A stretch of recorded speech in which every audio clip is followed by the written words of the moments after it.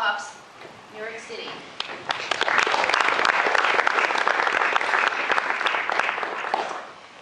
So I'm going to start with just a minute for each of you to introduce your own backgrounds and why you think buildings are such an interesting area of work, and then we'll get into some interesting questions. Can I start with you, Ann? Sure. Let's see. I'm a sole practitioner. I have a green building consulting firm, and I have a very diverse base of clients, from homeowners to professional organizations, architecture firms, building firms, developers, investors, product manufacturers, public agencies, and utilities. And I've spent most of my career primarily in education and advocacy. So I spent the first 15 to 20 years in my professional career as an architect, and then went back to graduate school because my sort of lifelong passion for eliminating waste and for the environment, I found a home in green building back in the early 90s. And in all the time intervening, I've been working to change the way we're building, particularly the way mainstream home building is happening in this country, because there are just a gazillion things wrong with it, from our land use patterns to community structure to the structures themselves. So there's enormous opportunity there, and it's my area of expertise, and so I get to do everything that I like to do.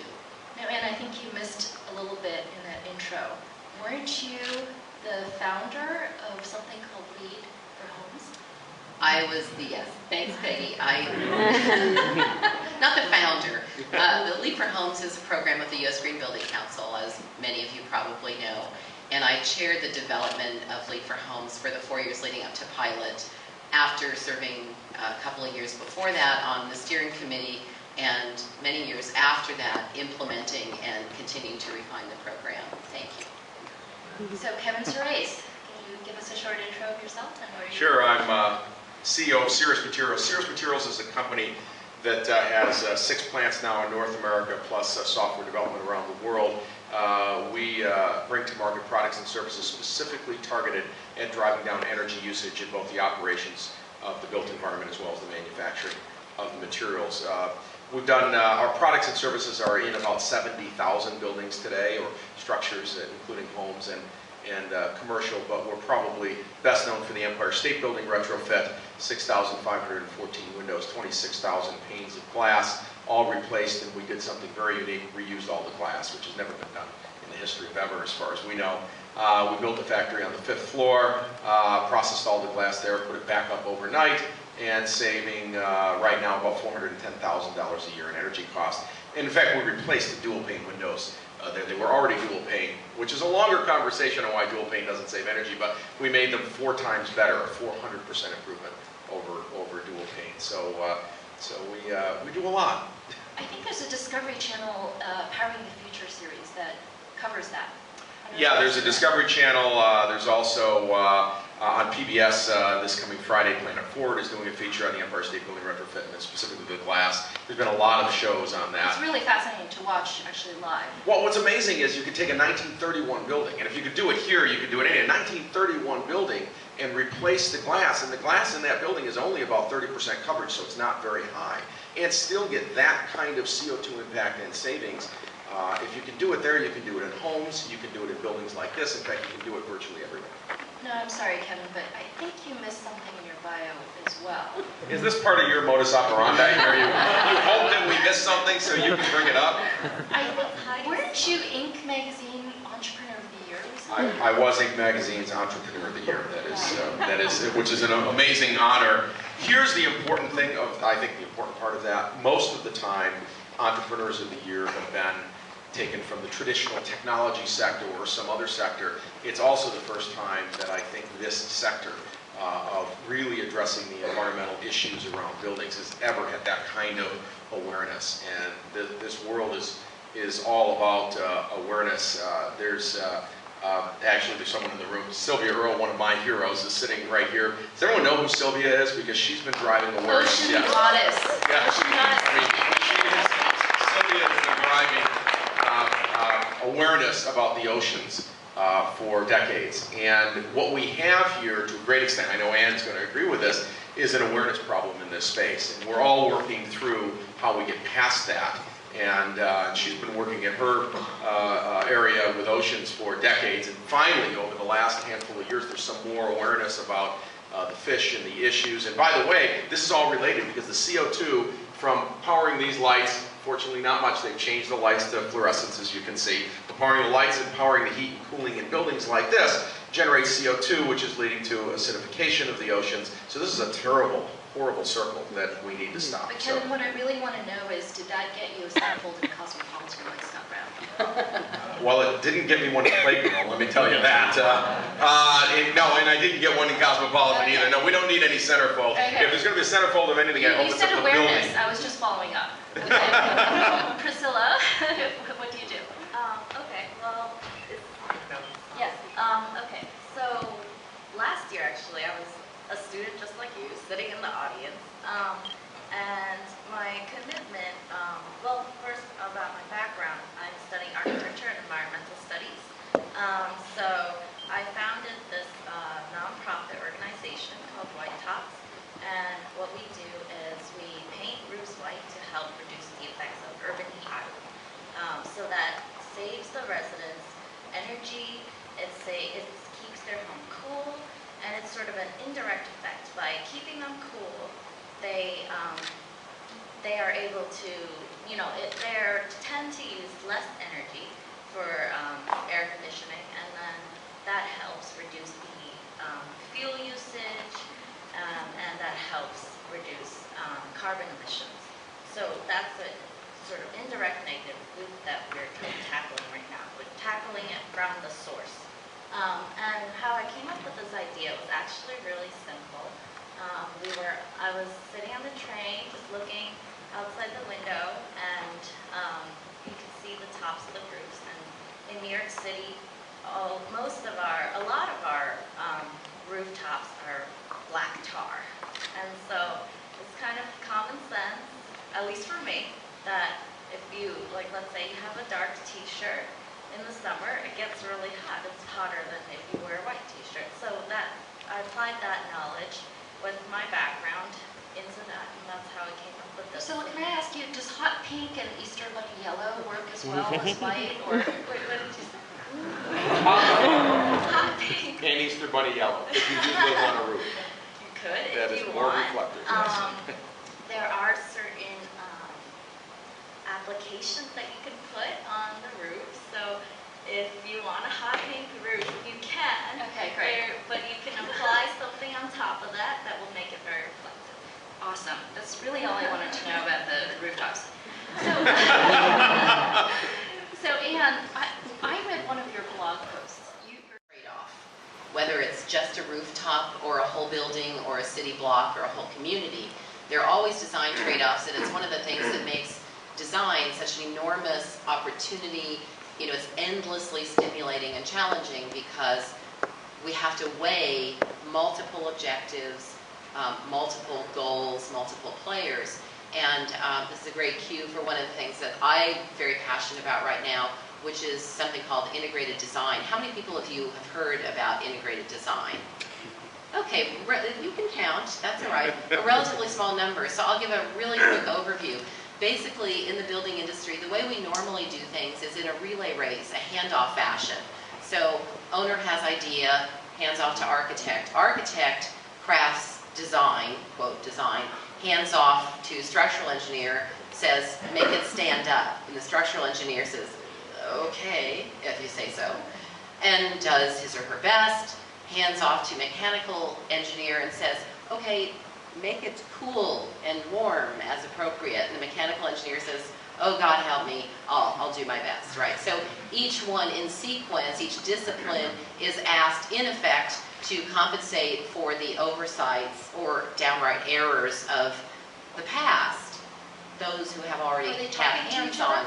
No, they generally don't. I mean, there's a little bit of communication, but it tends to be, it's like I'm handing them a baton. It's like, oh, you tug back a little bit. It's very ineffective form of communication. What we found in the green building community is we optimize building design through collaboration. And we refer to that as integrated design or integrated project delivery. And this means essentially everybody who's going to touch that building, from idea to handing the keys over and people walking in, should be involved in the design and construction process. And by the way, design doesn't stop when construction starts. There's still design that continues, so that we have the benefit of all the discipline, all the knowledge, all the insights, all the brainstorming. One of the things that I learned during the development of Leap for Homes, which, by the way, we weren't building a building, we were building a system and a process, was, oh, this is an integrated design process. And I learned that no matter how smart the individuals were who were involved, what we accomplished collectively, working in an integrated fashion, was much, much more powerful. And for instance, if we would be more or less getting settled on a certain idea, and a member of our committee would be sitting there going, I don't know. My job as the chair was to say, okay, Ron, what's bugging you? I can see this isn't sitting right. Inevitably, that person had a critical piece that the rest of us were missing. And so it's really, really important to bring in all the disciplines. And one of the things I'm really excited about seeing you all here today is all the awardees are teams. This is awesome. You guys are already exhibiting intuition about the fact that you know that you need resources beyond yourself for teamwork. So, Aren't you making a commitment too? yes, as a matter of fact, she's the straight man here. My organization did make a commitment as part of this. We were not required to, but I was very excited about this idea. I'm working, one of the organizations that I advise is a company called iLive. They're a software development company. They've developed a web-based collaboration platform that's presently being used to manage all the 12,000 plus certification projects that are in the LEED pipeline on the LEED or the USGBC or Green Building Certification Institute side of the fence. So all those LEED certifications, I know there's some folks here from UC San Diego, for example, who are getting projects here on campus LEED certified. Those projects get submitted, and then there are people on the other side of that pipeline who have to manage that certification process. So we have 12,000 projects, hundreds of thousands of individuals, millions of pieces of information that are all being managed in this collaboration platform. And what it does is it takes institutional knowledge, systematizes it, so that we can become much more effective at executing complex projects without being overcome by complexity. So our commitment is to make this collaboration platform with a woven-in integrated design process available to student teams who commit to using integrated design. So I want to hear from any of you who are interested in doing that, because we'd like to field 10 teams in our pilot semester, which will be this fall. Priscilla? I'd like to add something about collaboration. I think as commitment makers, it's really important that you guys have a good team. You're only as good as your team. And I think that it's really great to have a focus in environmental protection or whatever it is your expertise is, but you also, as starting a nonprofit or a small business, you need to know all sorts of aspects. And I find that what's really great about White Tops is that we have members like Katrina, who is in charge of she's the treasurer, and we have members that focus on environmental issues. We have members that focus on, business management. So everyone has their expertise, and you need to know a little bit of everything. You need to know a little bit of law and how to run a business. So that's a good advice. So the key message is collaborate, multiply. Yeah, so something we're not touching on is that building science is fairly complex. And it is not as simple as we'd all like to feel it is. And I'll give it an exact example, but I won't use New York because I know you guys are doing it in New York. But for doing roofs white, and I'll pose the question to the audience. I know the answer already. I think so does Ann, and probably you do. Let's say we're in Minneapolis. We're at the school district. They don't have air conditioning. They don't use the buildings in the summer. Should they make those roofs white or not? No. No, that's exactly right. In fact, by making them white, their CO2 would go up and their heating bill would go up, not down. So in fact, what seems like a really simple thing to do can be complex. I'm glad you mentioned ROI. You know, you really have to come in, analyze the building, model the building, go into eQuest to DOE2, look at what the impact's going to be, and then say, yes, you're going to get your money back quickly, or no, you should never do this. And this is true with windows as well. That is that, you know, people talk about, oh, I know, I'm going to put a film on my window. Well, that's great if you're in the southern parts of this country where you've got a lot of cooling degree days. But if you're in an area where you've got heating degree days, it would actually make your heat bill go up and not down, because in fact you want that solar gain in the winter, not the opposite way around. So you really need to look at the building science. These are two simple examples. Now, while that sounds complicated, it really means there's opportunity, because you can't go into this, you know, without a lot of IQ points at the helm. Because it does take time, it does take collaboration, it does take a lot of expertise around the table to figure out what region are you operating in, what are you trying to accomplish, how can you accomplish it best, how can you give them an ROI, and it turns out there's thousands of things you get to do. It sounds like information technology, information transparency can really be your friend. Well, it can all be your friend, and remember, we're building buildings basically the same way we did 100+ years ago. So there's lots of opportunity, but it's complex, because if it were really easy, someone would have done it 100 years ago, and they didn't. So it is complex, and it takes sort of really smart people like this and others that have really looked at these fields for a long time to say, okay, let's analyze that situation, let's make the trade-offs, and let's find out how we can really give a great ROI. Go ahead, Priscilla. I'm glad you brought that up, because actually at White Tops what we do is we put temperature monitors on the roof so we can like get quantitative difference of before and after painting the roof, so we can see, you know, what are the temperatures like when the roof is gray or when the roof is black, and then what is it like when it's white, and that way we can get some numbers to show like owners that, you know, you're actually saving this much. I mean, your home is being cooled this much, and you know that could lead to this much savings. So that it's not just. You know, it's interesting. The person that I'm staying with here in San Diego said they just had a smart meter installed in their house, and a lot of the people with solar rooftops are disappointed when that happens, because they used to be able to enjoy the meter spinning backwards, and now they don't get that enjoyment.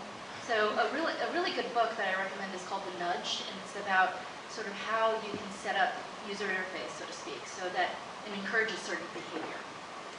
I wanted to comment on this too. This is a great point. We need to be really measuring, monitoring the performance of buildings. I know Michael Murray, who started Lucid Design Group, started that as a student project at Oberlin, and has really been very instrumental in moving forward the idea of keeping track of the performance of buildings. And that's something that, again, students can do in their own campus buildings. Also, I think one of the very legitimate criticisms that's been levied against LEED, particularly LEED for commercial buildings, not for LEED for homes, is that the energy performance that's predicted is not necessarily being delivered.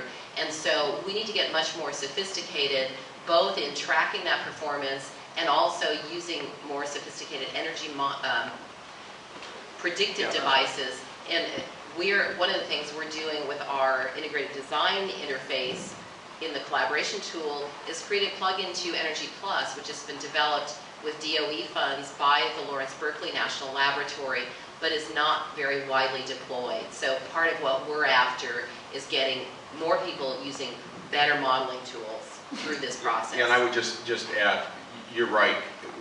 When you commission a building, the day you commission is typically the best it ever performs. The next day, someone walks up, turns the heater on for a party, and leaves it on for 3.5 years. And it's running all summer, all winter. You laugh, but it really happens, right? And so when we're now in over 100 buildings with Cirrus Energy Manager, and when we've done that, we're actually recommissioning the building every 5 minutes. So in fact, it's as good and then better than even humans could commission it, and then it stays that way. There's no way you can let it drift off. So this sort of energy drift is something common in buildings. And the more we develop these monitoring and management tools, and especially tools that drive it through algorithms, the more we can keep it performing in tune to its very best that it could ever be. And that's really, really key going forward. So could I ask you to thank the panelists for their great